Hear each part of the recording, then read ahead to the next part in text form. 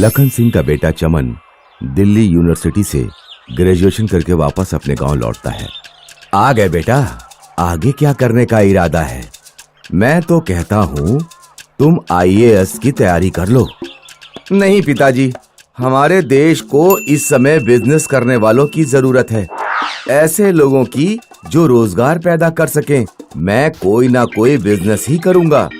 आज तक हमारे परिवार में किसी ने बिजनेस नहीं किया और हमारे पास पैसे भी नहीं है, तो बिजनेस कैसे होगा? आप पैसों की चिंता ना करें पापा, धंधा करने के लिए दिमाग चाहिए। थोड़े पैसों में भी धंधा शुरू किया जा सकता है। चमन बाजार में जाता है और देखता है कि लाला राम ढाबे पर बहुत सारे खाना खाने वालों की भीड़ लगी हुई है। मुझे एक ढाबा खोलना चाहिए और इसके लिए किसी बड़ी पूंजी की भी जरूरत नहीं है। चमन अपने दोस्तों से पैसे उधार लेकर एक ढाबा खोल लेता है। चमन खाने में बहुत ही अच्छा वाला माल इस्तेमाल करता, अच्छा वाला आटा, अच्छे वाले चावल। शुरू के 2 दिन चमन के ढाबे पर कोई नहीं आता। फिर एक दिन एक आदमी आता है। अरे भाई, कितने रुपए की थाली दी है? मात्र 40 रुपए की सर। फिर 2-3 लोग और भी आते हैं। सभी लोग चमन के खाने की बहुत तारीफ करते हैं। चमन की सब्जी खाकर लोग उंगलियां चाटते रह जाते। ऊपर से चमन का व्यवहार भी बहुत अच्छा था। वो अपने ग्राहकों की बहुत इज्जत करता। लेकिन धीरे धीरे चमन की दुकान पर भीड़ बहुत ज्यादा बढ़ने लगी। अरे भाई, रोटी जल्दी लेकर आओ। अरे मुझे सब्जी ला कर दो। अरे मेरे चावल खत्म हो गए, मेरे लिए चावल लेकर आओ। एक दिन चमन किसी ग्राहक को सब्जी देने जा रहा होता है। जल्दीबाजी में उसका पैर फिसल जाता है और चमन के सर पर चोट लग जाती है। 1 महीने बाद जब चमन हॉस्पिटल से वापस अपने ढाबे पर लौटता है तो वो देखता है कि उसके आसपास 4-5 नए ढाबे खुल गए हैं। चमन दोबारा ढाबा खोलता है और अपने साथ एक लड़के को भी काम पर रख लेता है। लेकिन इस बार ग्राहकों की संख्या बहुत कम रहती है। चमन को मजबूरी में अपना ढाबा बंद करना पड़ जाता है। अरे मैं तो पहले ही मना कर रहा था कि बिजनेस मत कर, किसी सरकारी नौकरी की तैयारी कर ले। पिताजी, किसी भी काम में ऐसी छोटी मोटी परेशानियां आती रहती हैं, लेकिन हमें हार नहीं माननी चाहिए। मुझे कुछ नहीं पता, गांव के सारे लड़के तैयारी कर रहे हैं। या तू सरकारी नौकरी की तैयारी कर या घर से निकल जा। चमन उदास होकर गांव में घूम रहा होता है। तभी उसे एक पत्ता गोभी बेचने वाला दिखाई देता है। पत्ता गोभी को देखकर उसे याद आता है कि एक बार उसने दिल्ली में चाइनीज भेल खाई थी। क्यों ना चाइनीज भेल का धंधा ही शुरू किया जाए। चमन नूडल्स, पत्ता गोभी और बाकी जरूरत की सारी चीजें खरीद लेता है और अपना ठेला एक स्कूल के सामने खड़ा कर लेता है। दिन में वो सामान तैयार करता और शाम को चाइनीज भेल बेचता। चमन के पास स्कूल के बच्चों की भीड़ लग जाती। जल्द ही चमन के पास खूब पैसे आने लगते हैं। चमन पूरे गांव में चमन चाइनीज भेल वाला के नाम से फेमस हो जाता है। एक दिन लखन सिंह अपने दोस्त के घर जाते हैं। आओ आओ लखन सिंह, लो ये चाइनीज भेल खाओ। ये तो आज मैं पहली बार खा रहा हूँ। लखन सिंह चाइनीज भेल खाकर देखते हैं। अरे वाह, इसका स्वाद तो बहुत ही अच्छा है। किसने बनाया है इसे? अरे तुम्हें नहीं पता, ये तुम्हारे बेटे चमन ने बनाया है। पूरे गांव के लोग उसकी चाइनीज भेल खाते हैं। लखन सिंह अपने बेटे के पास जाता है।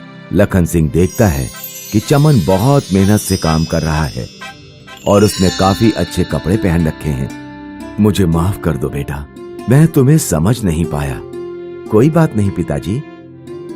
बेटा, अब मेरी समझ में आ गया कि पैसा और इज्जत केवल नौकरी से ही नहीं आते, बल्कि बिजनेस करने से भी आते हैं।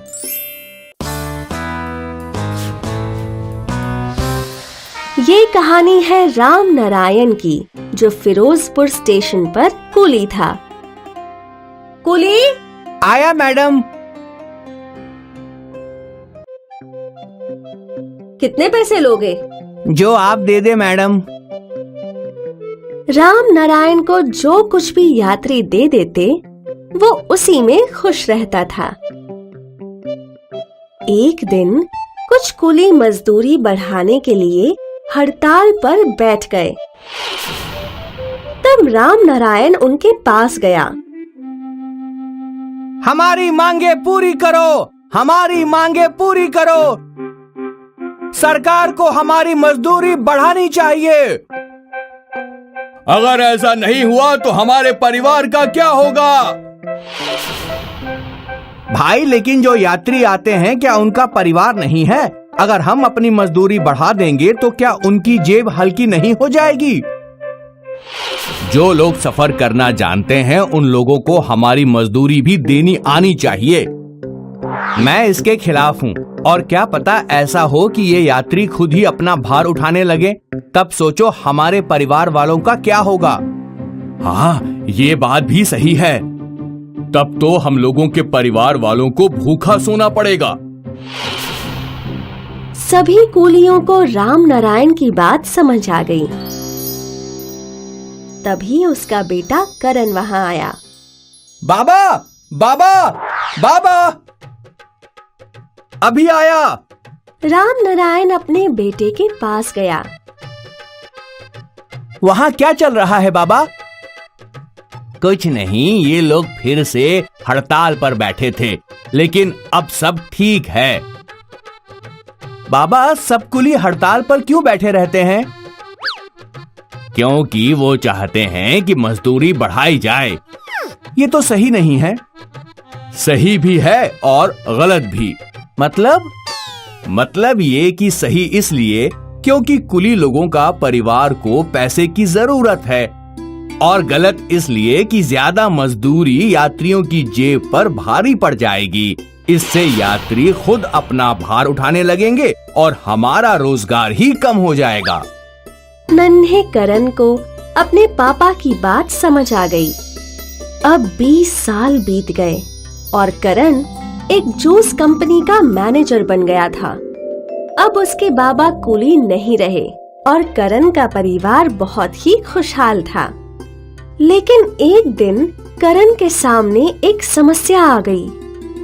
अब तुम ही बताओ बेटा, हमें क्या करना चाहिए? कानपुर वाली फैक्ट्री के वर्कर्स आए दिन स्ट्राइक पर जाते रहते हैं। मैं तो सोच रहा हूँ कि वो फैक्ट्री ही बंद कर दूं। नहीं सर, फैक्ट्री बंद करने से बहुत से परिवारों को नुकसान पहुँचेगा। तो मैं क्या करूं? नुकसान झेल कर व्यापार तो नहीं कर सकता हूं ना। आप मुझे एक मौका दीजिए, मैं वहां जाकर उनसे बात करूंगा। अब करण रेलगाड़ी में बैठकर कानपुर के लिए निकल पड़ा। कानपुर पहुंचकर वो सीधे कंपनी में गया। वहां जाकर उसे पता चला कि फैक्ट्री में हमेशा स्ट्राइक का कारण था कल्लू पहलवान, जो सीधे साधे वर्कर्स को स्ट्राइक करने के लिए बहकाता था। शर्मा जी, मुझे सारे वर्कर्स से बात करनी है। क्या आप उन सभी को यहाँ बुला सकते हैं? कुछ ही देर में सारे वर्कर्स वहाँ आ गए और कल्लू पहलवान भी।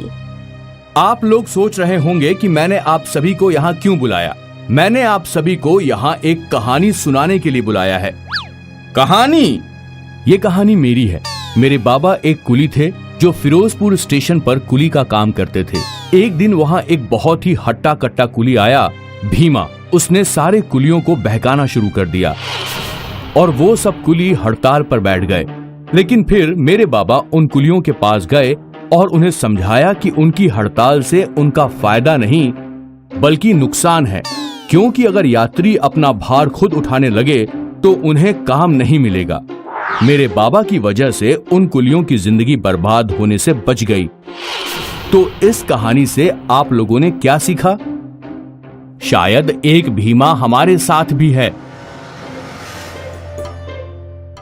हाँ, और शायद उसी की वजह से तुम सबके परिवार भूखे मर सकते हैं। मालिक तो ये फैक्ट्री बंद करने की सोच रहे हैं। अब इस फैक्ट्री का क्या होगा वो आप सभी को तय करना है। करण ये सब बोलकर वहाँ से चला गया और वर्कर्स आपस में फुसफुसाने लगे। इस बात को 3 महीने हो गए थे। अरे बेटा करण, तुमने फैक्ट्री वर्कर्स पर क्या जादू कर दिया? क्यों सर? पिछले 3 महीनों से किसी ने स्ट्राइक की बात तक नहीं की। सब समझदार हैं, लेकिन तुमने उनसे बोला क्या? कुछ नहीं, सिर्फ उन्हें उनके आस्तीन का सांप दिखाया और एक छोटी सी कहानी सुनाई। जो भी हो, बेटा तुम्हारा तो जवाब ही नहीं। मालिक करण से बहुत खुश थे और करण को ये खुशी थी कि उसने बहुत से परिवार को बिखरने से बचा लिया। तो बच्चों, ये कहानी हमें ये सिखाती है कि कल्लू पहलवान या भीमा जैसे कई लोग हमारी जिंदगी में आते हैं जो हमें बहकाते हैं। समझदारी इसी में है कि हम बहकावे में ना आए और अपने जीवन का हर निर्णय सोच विचार और सूझबूझ से लें। हाय, मैं हूँ शाइनी। अगर आप मुझे ऐसे ही देखना चाहते हैं तो इस वीडियो को जरूर शेयर करें और हाँ, इस चैनल को भी सब्सक्राइब करना ना भूलें।